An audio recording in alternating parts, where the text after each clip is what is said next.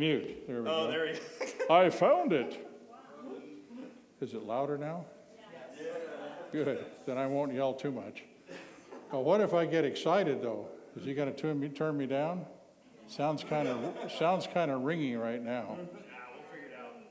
Yeah, it is ringing. Yes. So yeah, feedback, whatever.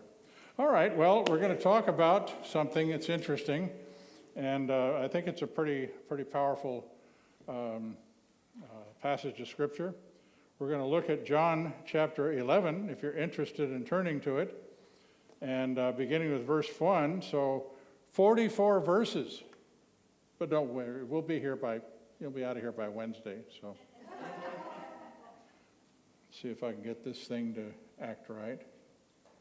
There we go. So I'm going to follow along, and he's going to start putting this stuff up. Oh, he's already on slide 2. Okay. There we go. So let's just begin reading the word as we go, and we'll talk about it as we go. So the Lazarus Effect, the title, has nothing to do with the movie. Anybody ever seen the movie The Lazarus Effect? It's a horror movie. Don't bother. Okay. I didn't know that. I just looked it up, and I found this thing, and some girl, the devil gets in her, and she does weird things. So, it's not the same. Not the other one. So this is The Lazarus Effect, not the movie. All right. Jesus was wandering around in the countryside, I guess you could say. Anyway, he was with his disciples. A good friend of his, it says, now a man named Lazarus was sick. He was from Bethany, the village of Mary and her sister Martha. Now, you remember the story of Mary and Martha, right, when Jesus was there in the house? And Mary was in there sitting at his feet, and Martha was in wherever she was. I don't know, did they have kitchens back then? I don't know. But she was in there getting everything ready and hustling around. She came in and said, will you tell her to help? And what did he say? Well, she knows what she's looking for. She knows what she's looking for. So he was from Bethany, the village of Mary and Martha, her sister. This Mary, whose brother Lazarus now lay sick, was the same one who poured perfume on the Lord and wiped his feet with her hair. What an amazing thing. That's a whole sermon in itself, so I won't get sidetracked on that. I promise I won't. The sisters sent word to Jesus, Lord, the one you love is sick. When they heard this, Jesus said, this sickness will not end in death. No, it is for God's glory, so that God's Son may be glorified through it. Jesus loved Martha and her sister and Lazarus. Yet, when he heard that Lazarus was sick, he stayed where he was 2 more days. Did he really care? Was he really concerned? Did he really love him enough? Well, sure he did. But as we go on, we'll look to the next one here. Then he said to his disciples, let us go back to Judea. But Rabbi, they said, a short while ago the Jews tried to stone you, and yet you are going back there? Jesus answered, are there not 12 hours of daylight? A man who walks by day will not stumble, for he sees by this world's light. It is when he walks by night that he stumbles, for he has no light. So, he's making a point here. And in darkness, we need a flashlight to get around, or we're going to trip over something, right? In the middle of the night, I get out my phone and I turn on the little light so I don't run into something. I step on the cat or whatever. Well, he's pretty quick. He wouldn't let me step on him, but you get the idea. And wounded. How many have had cats? Anybody here have cats? Okay, a few of you. You know what I'm talking about. They'd never let you step on them. But if you ever do, and every once in a while, I'll turn around doing something, and I'll get his paw with the corner of my shoe or something. So you never know. Anyway, as we look at this, there's sort of, wait. There are 12 hours of daylight. A man who walks by day will not stumble, for he sees by this world's light. So what's he talking about here? It is when he walks by night that he stumbles, for he has no light. So first he's talking about this world's light, and then after he had said this, he went on to tell them, our friend Lazarus has fallen asleep, but I am going there to wake him up. Now listen to his disciples' response. If he sleeps, he'll get better. Okay. So what do you think? At this point, did they have any reason to think he meant something beyond sleep? Probably not. And they certainly weren't attuned to that sort of things. So we look back, and I want to understand that we have 2,025 years to sort of distill and listen to and get to the bottom of and better understand these things in Scripture. And those disciples, they walk around, well, I wouldn't do that. I wouldn't say that. I would have believed Jesus the first time. No, you wouldn't have. Back then, you didn't have any more information than what they had. So with the information they had, they were still trying to come to terms, to kind of grasp who this guy was and what he was there to do and how he did what he did and why he did what he did. They didn't understand any of that. So they didn't get all the stuff that was going to come. So he said, okay, if he sleeps, he'll get better. Jesus had been speaking of his death, but his disciples thought he meant natural sleep. So when he told them plainly, Lazarus is dead, and for your sake I am glad I was not here, so that you may believe. Does that tell you something's in store? Now, I know how the story turns out, so I look back and I go, oh, cool. I like what's going to happen. But they're thinking, okay. Let us go to him. Then Thomas, called Didymus, remember him? Who remembers Thomas? All right. And what's he known as today? Why? Why doubting Thomas? Because he wasn't so sure. He wanted to see proof, and so when Jesus finally showed up behind a big, thick stone wall about 7 or 8 feet thick, or 4 or 5 feet, pretty thick, he just was there. And he said, okay, Thomas, see this? Come on, stick your hand in there. What do you think? Actually, wrong side, over here. And he did. And then he believed. Okay, so this same Thomas. So is that a bad thing? No. Would we have immediately understood? No, not necessarily. So they were all dealing with something for the first time. We have heard all this stuff read and reread and digested and redigested over and over and over again. And we have gazillions of versions of what it means and how deep it is. And you got some people that say, well, it really means something and it's really esoteric, and down here we have this meaning and sub-meaning, and everything is symbolic anyway, so it's not real. So they're all from that extreme to the other extreme about where things are, and very practical and very direct. So not everything is as it appears, and that's something that they were going to discover, but they were still in the process of not being inquisitive enough. I don't know if inquisitive is the right word, but they weren't looking through this world yet. He was trying to get them to do that, because his last comment was that you might believe, right? Believe what? Okay, belief is a bigger thing than just, look, see, I have a pair of shoes on. Believe, right? It's something totally different, because it's not something concrete that he's talking about. Thomas, called Didymus, said to the rest of his disciples, let us also go that we may die with him. Anybody remember Eeyore? Yeah? Oh, well, it'll probably rain anyway. Then he goes off with his tail all crooked and stuff because it got pinned the tail on the donkey. Anyway. Okay, so the Eeyore comment had to be made. And so he kind of made the comment before they knew who Eeyore was. And here we are now. So as we move on his arrival, Jesus found that Lazarus had already been in the tomb for 4 days. Bethany was less than 2 miles from Jerusalem, and many Jews had come to Martha and Mary to comfort them in the loss of their brother.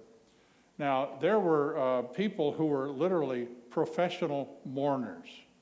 And there were also people, their friends would do that. So those and then other people would come and professionally mourn. I'm not sure what that is. I don't know if you hang a shingle or carry a card. Hi, I'm a professional mourner. Anytime you're sad, you just let me know and I'll show up. But they literally had that's what they did. Every time somebody was hurt, they'd go from place to place and mourn with them.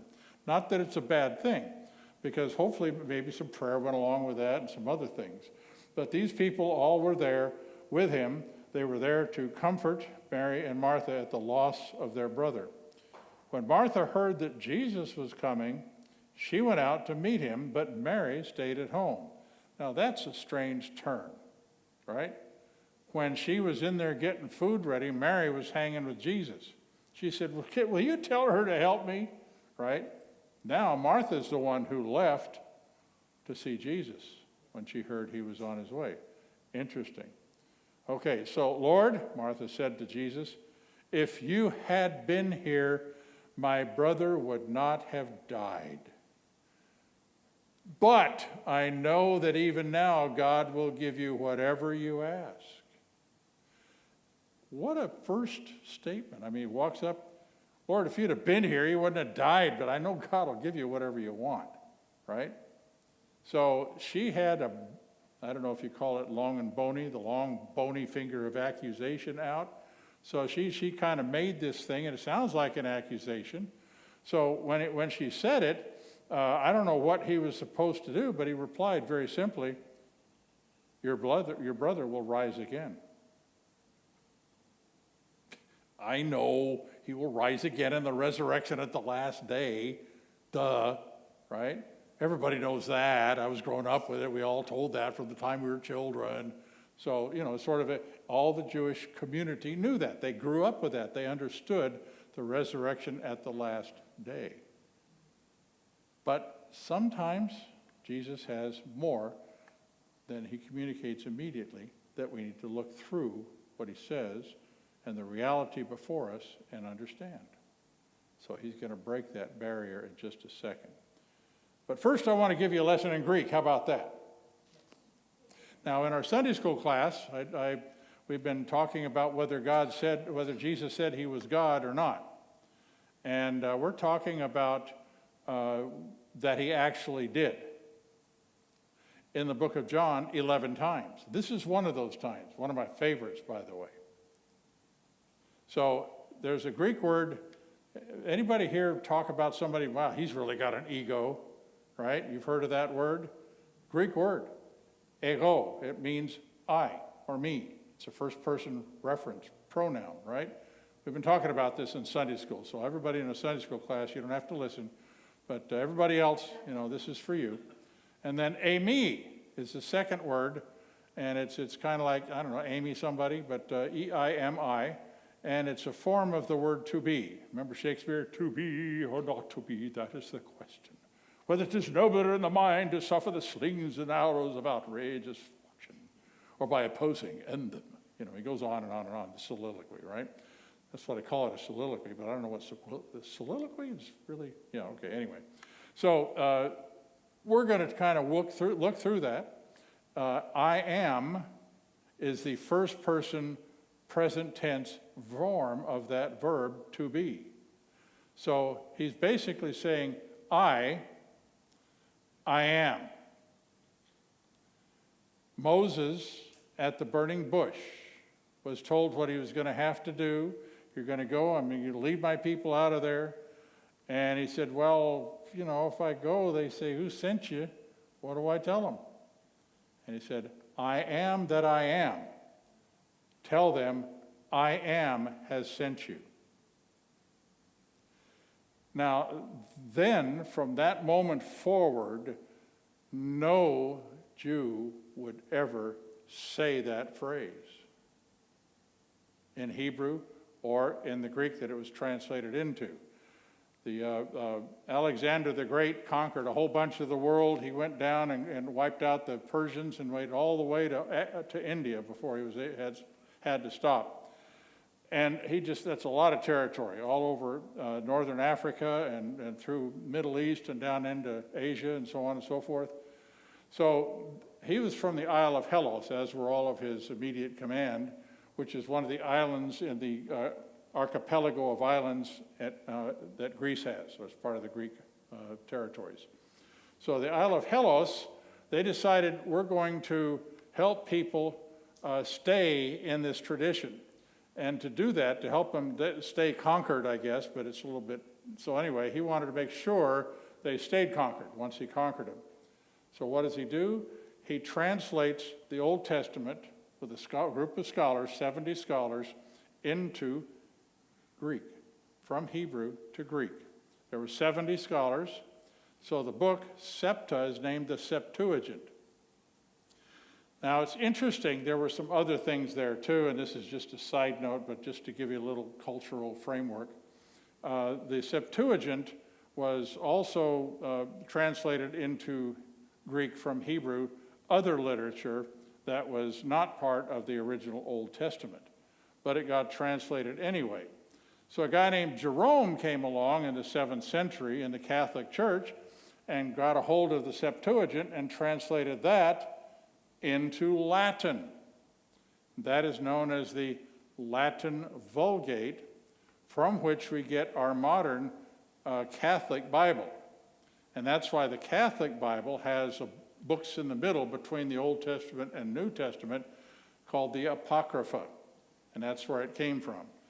At the time of Jesus, nobody ever took the books between the Bible as scripture. They used the exact same Old Testament that we use today. And it's interesting now to understand that because it helps us get a better idea of the culture. Why do we have the New Testament in Greek? Because it was written in Greek. Why is that? Well, because of all things in culture, if you wanted to buy a house or sell a house or something like that, and you draw up a receipt and a contract, it was all done in Greek. That was the language of business and commerce, and in many cases, other direct kinds of written communication. So they adopted Greek rather than. Now, in their own circles, they would speak Aramaic and Hebrew and so on, but what we have, the written stuff, was written down in Greek, and that's why the New Testament is in Greek. Does that make sense? So, now that we have this Greek New Testament, we understand that these same scholars in Alexandria translated the conversation with God and Moses, and that's how they translated it. I am sent you, ego eimi. And Greeks would never say that, period, because it would be to possibly profane the name of God by saying it or saying it wrong or saying it in the wrong circumstance or for the wrong purpose or with bad motives or whatever. So they were very, very, very conscious about doing anything to profane the name of God. And so they will never, to this day, observant Jews will say, may the God who creates the meadows and lets the animals eat freely bless you. They'll never say, may God bless you. So talk to him in the third person. May he who does this bless you. They won't say Yahweh. They won't say Elohim. They won't say any of the other names because they don't want to profane the name of God. They're very conscious of that, which I think is amazing. It's just really amazing. Anyway, so, Lord, Martha said, if you had been here, my brother Jesus would not have died. Well, number one, how does she know that? I don't know. She has a pretty good idea, probably. But he wasn't there. Was it by design or by accident? Well, I've come to believe that nothing Jesus did was by accident. Okay? Everything he did was purposeful. It was direct and to the point, and sometimes he would change the subject. Remember his conversation with Nicodemus in the dead of night in John chapter 3. He came to him and he said, Lord, we know you're from God because only somebody from God can do all these miracles that you do. And Jesus said, yeah, you're right. I do all these miracles. I'm from God. And anybody know what he said? It's not what he said. What he said was, Lord, we know you're from God because nobody can do the miracles you do except you be from God. Unless you're born from above, you can't get into heaven. In other words, what Jesus does is he answers the real question. See, he was heading off and they were doing the whole greeting thing and honoring and so on and so forth, but Jesus got right to the point. If you're not born from above, and then he later explained it, born again, then you can't get to heaven. Okay, so the purposefulness with which he was there was on purpose. See, he wasn't there on purpose. And now he is there on purpose because he has a purpose that he knows in much greater detail than we know or can even understand or comprehend. Does that make sense? He knows what he's doing, and he knows exactly when to do it, where to do it, why to do it, and to whom to do it. Who, where, why, when. Yeah, there's a when in there too. When to do it. Okay. So Jesus said to her, your brother will rise again. And she did the old Sunday school. I was in Sunday school. Yeah, okay. I know we will rise again in the resurrection at the last day. Duh, everybody knows that, right? Because then that was common knowledge, because they all read the law and they knew this. So, Jesus said to her, I love this. Ego eimi anastasis. You recognize the ego eimi part, right?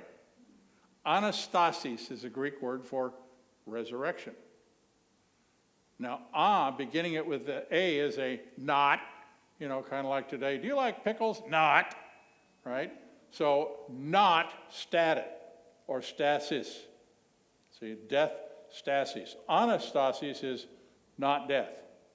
So, literally, resurrection. I am resurrection and the life. Zoes is the word there. He who believes in me will live even though he dies. And whoever lives and believes in me will never die. Do you believe this? He asked her. Let me ask you a question. Do you believe that? So he's the resurrection and the life. If you believe in him, you will live even though he dies, and whoever lives and believes in me will never die. Do you believe this? Yeah, I believe it. But then again, I wasn't there witnessing these things. So he lays it out for her and says it, and what happens next? Yes, Lord, she told him, I believe that you are the Christ, the Son of God, who has come into the world. Okay. So there's acknowledgement and recognition of who he is. Now, Lord is an honorific given to somebody, sir in our culture probably, but Lord is a little bit more than sir. We don't have any, because we don't have kings and queens in our culture here. But in England they do, so if you say Lord, you're talking to an earl or somebody like that. I believe that you are the Christ. Now, the Christos is the word there in Greek, but it means, it's the Old Testament, they talk about the next coming, right? They're looking for the sent one, right? So what do they call him? The Messiah. Mashiach is the word. And so the word in Greek then was translated into Christ. So Christ is not a name. That's why she says, I believe that you are the Christ, right? The Messiah, the sent one, the one we've been waiting for. So it's not his name. Jesus does not have a last name of Christ.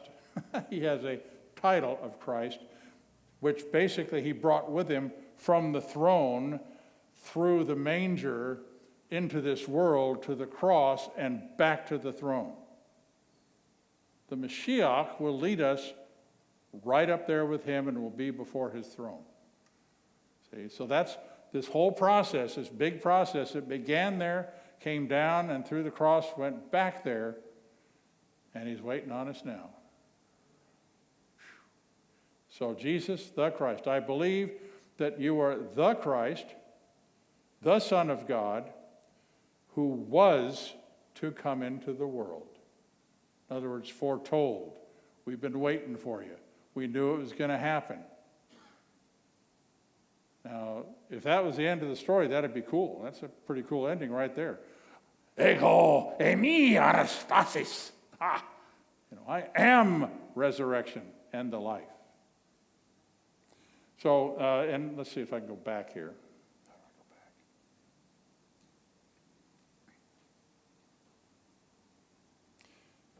I am the resurrection and the life. He who believes in me will live even though he dies, and whoever lives and believes in me will never die. Do you believe this? "Yes, Lord," she told him, "I believe that you are the Christ, the Son of God, who was to come into the world." So now, after she had said this, she went back and called her sister Mary aside. "The teacher is here and is asking for you."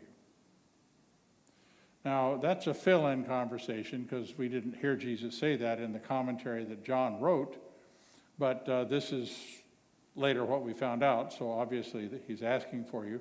When Mary heard this, she got up quickly and went to him.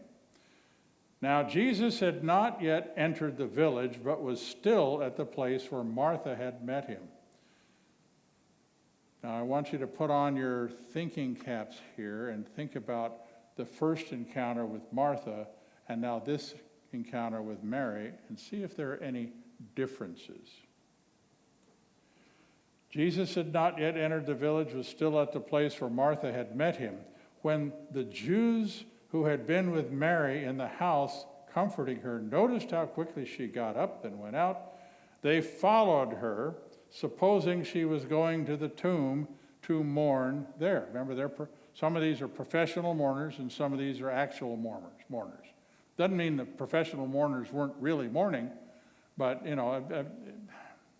it's kind of like you hear about an accident on the New Jersey Turnpike, and 100 cars are involved. There's an ice storm out there and all these people, and there were 3 or 4 fatalities, right? And you think, well, that's really sad, bummer, But then you find out your Uncle Sam, oh, that's not a good idea. Okay. Uncle George, let's not kill Uncle Sam yet. Your Uncle George was in one of those cars and died. Now, all of a sudden, your perception of that changes, right? Okay.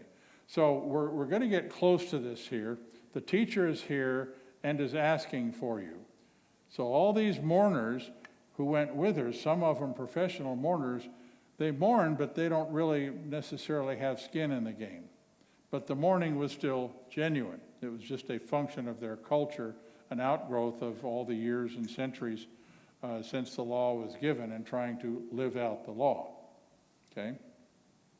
So, as they're going to mourn there, they went with her. And when Mary reached the place where Jesus was and saw him, she fell at his feet and said, "Lord, if you had been here, my brother would not have died." Exactly the same thing that Martha said, sort of. Right? So looking at the next slide, actually, when Jesus saw her weeping, blah, blah, it goes on. What's the part that Martha said that Mary didn't? Yeah. We know that God will still give you anything you want, right? She didn't add that part. Martha was the one who added that part. When Mary reached there, she just said, "Lord, if you had been here, my brother would not have died." Makes you wonder what she knew. They both knew. But Martha had I don't know if it was a better understanding. Even now, he'll give you whatever you ask, right? So Mary's response was somewhat different. When Jesus saw her weeping, am I running out of time? What time were we supposed to end? So I have another, when I'm done? Okay, all right. It won't be 3 like I said earlier, I promise. We'll let you out of here. Okay. When Jesus saw her weeping, and the Jews who had come along with her also weeping, he was deeply moved in spirit and troubled. 2 different forms of response. Deeply moved in spirit and troubled. "Where have you laid him?" he asked. "Come and see, Lord," they replied. Okay? But that's an interesting description. He was deeply moved in spirit and in troubled. So when Jesus saw her weeping and the Jews who had come along with her also weeping, and I don't believe those were crocodile tears. I think they were very real and serious and genuine tears, weeping. He responded, he was deeply moved in spirit. Now, what does that mean, deeply moved in spirit? Sometimes we have a visceral reaction to something. It may be physical, it may be psychological, But I think this is deeper than that, because it says in spirit, which isn't quite the same as emotional. I mean, emotional can be an outgrowth of something deep in your spirit that's stirring you, but he was deeply moved in spirit. That word spirit means breath or wind. Pneumatology, pneuma is the actual word. So in spirit and troubled, right? So what was going on that would trouble him?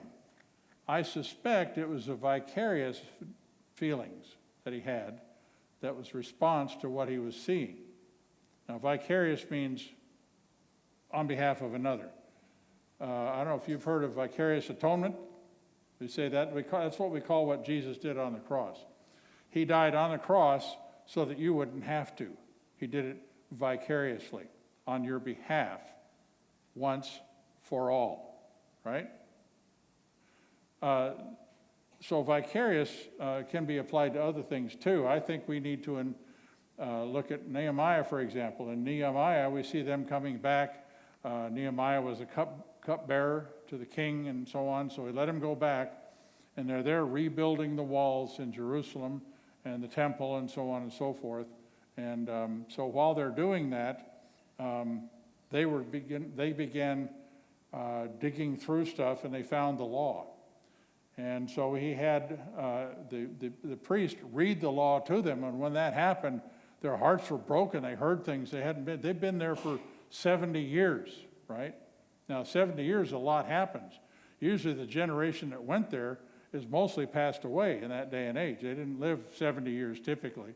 So, they were mostly gone, and their kids were there, and their kids were hearing this stuff from the law for the first time. They'd never heard the law read before. And it just struck them. Can you imagine standing out there in a half-built Jerusalem, and I don't know, it was in fall, so it's not all that hot, I don't think. Not like a burning desert or what it gets up over here. It's just you're out in the sun all day long, and they begin reading the word, the law, and they were hearing it for the first time. They'd never heard any of this stuff before. And by the law, we're talking about the Pentateuch, the first 5 books probably, is what's being read, not just the 10 Commandments over and over again. But they began reading the law, which is how the first 5 books together were referred to at that point.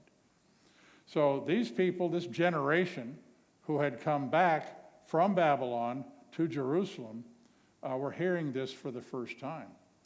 And they began to weep and cry out to God, Father, forgive us and forgive our forefathers. They were praying vicariously for their forefathers. You get the connection I'm making now? So vicarious atonement on the cross, we can pray vicariously on behalf of others, past or present. And that can be, there's a lot going on in this world that we can pray vicariously for. Am I making sense? Okay. So, back to the present here. He was deeply moved in spirit and troubled. And sometimes these things that stir us so deeply manifest themselves in very powerful ways. So he said, Where have you laid him? Come and see, Lord, they replied. Jesus wept. How many know what that verse is known for? Yep.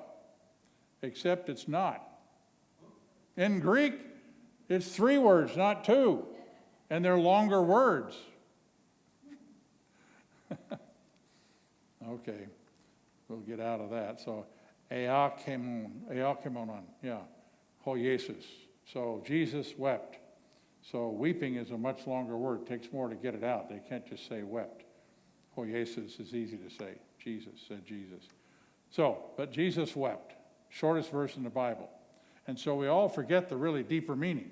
Now remember, we just read that he was deeply moved in spirit and troubled. They said, come and see, wherever you laid him, come and see. Jesus wept. Why did he weep? Was he weeping for the people? Was he weeping for himself? Was he weeping for Lazarus? Was he weeping for Jerusalem?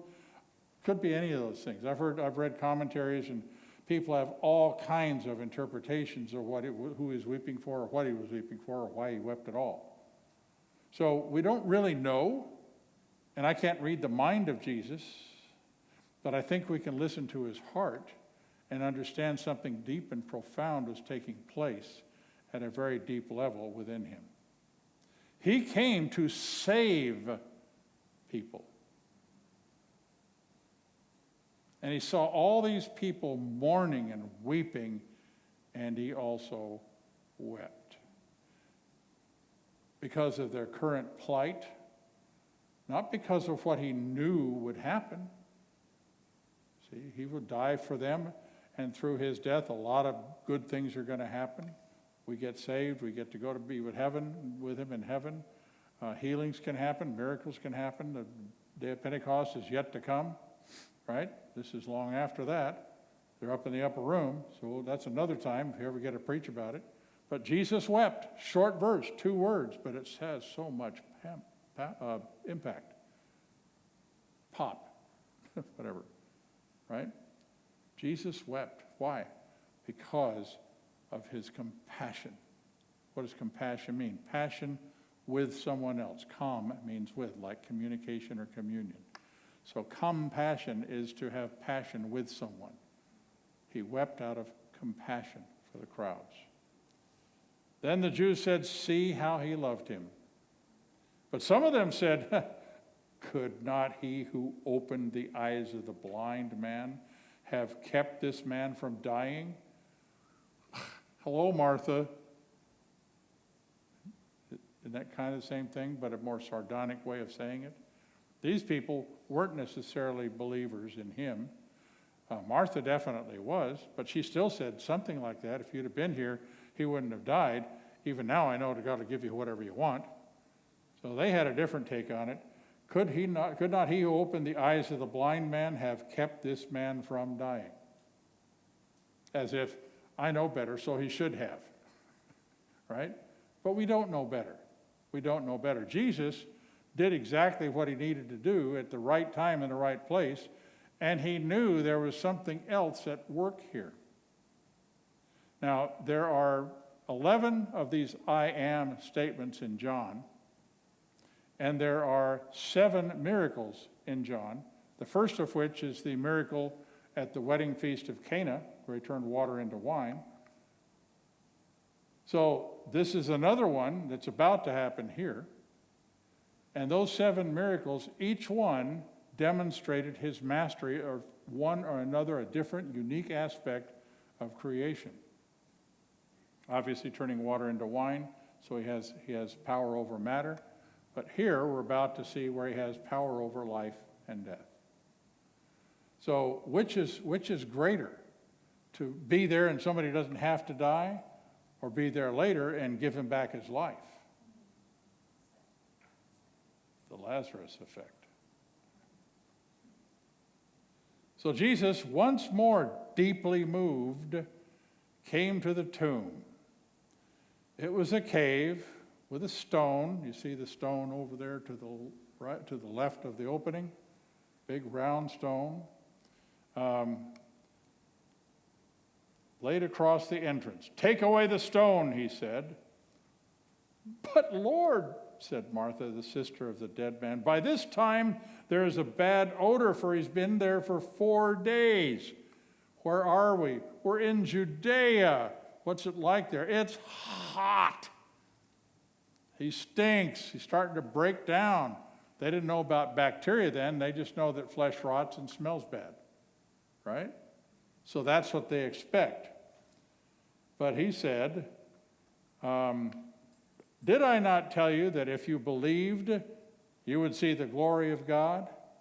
Okay, so what's the purpose of all this? Make Lazarus die so he can see my glory? Look at me, I'm really cool, right? No. I mean, he could have done it other ways, I suppose, but here something unique is happening that they've never seen before. Never. "Did I not tell you that if you believed, you would see the glory of God?" So they took away the stone. Then Jesus looked up and said, Father, I thank you that you have heard me. I knew that you always hear me. But I said this for the benefit of the people standing here, that they may believe that you sent me. Did he have to pray? Did he have to pray out loud? Did he have to be seen praying? See, he had things to say about the Pharisees who walked around on the streets, and they always tried to be outside in the business when there was heavy traffic, and all of a sudden the thing would go out. It was the hour for prayer. So they'd fall down and bring their prayer shawls, and oh God, and everybody would see them praying out there. All right? He said, and that's all the reward the Pharisees are going to get, because they did it for show. Well, that's not what this is. It's not what this is at all. Jesus looked up and said, Father, I thank you that you have heard me. When's the last time we heard that?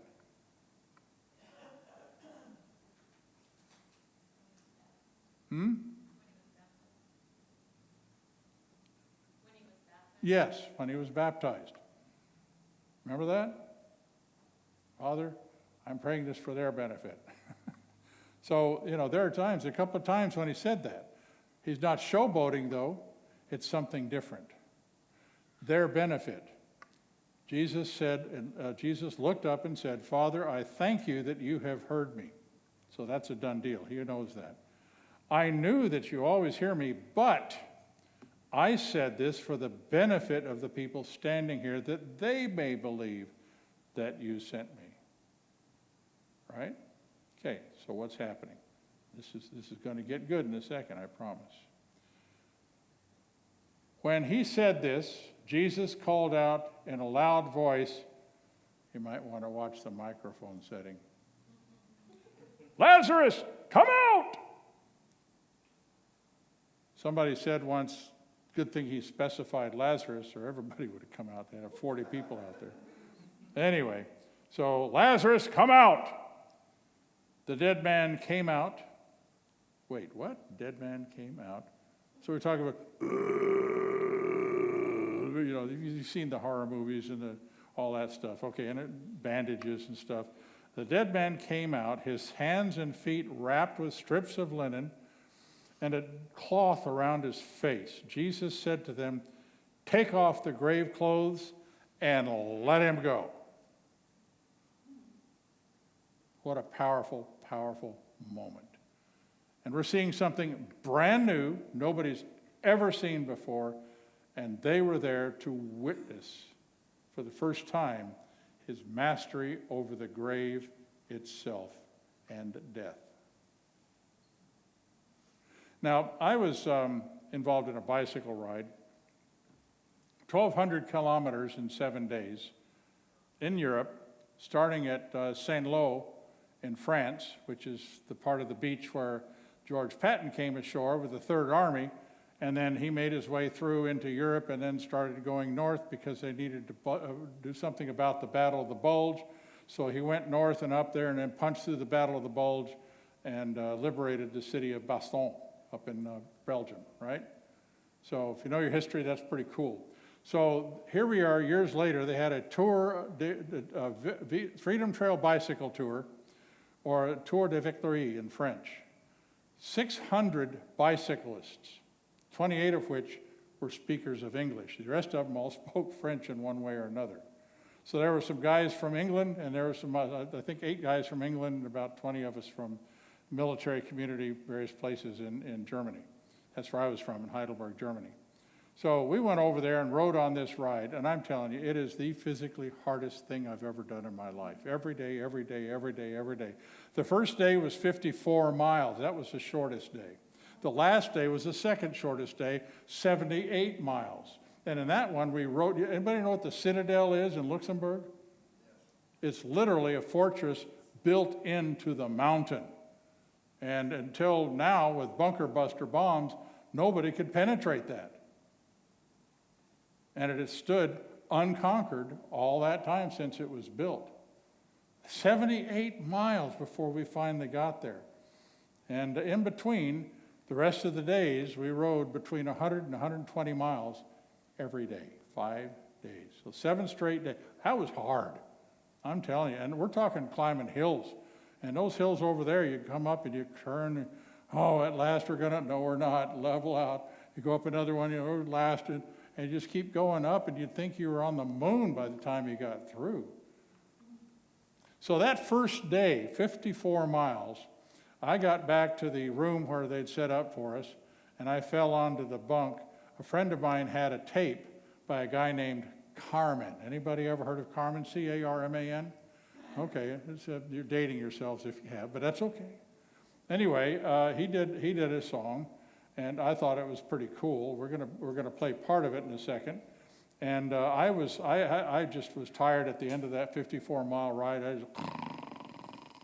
And at one point in the song, I suddenly, literally, physically sat up, wide awake, from dead sleep to wide awake. See if you can guess when that happens.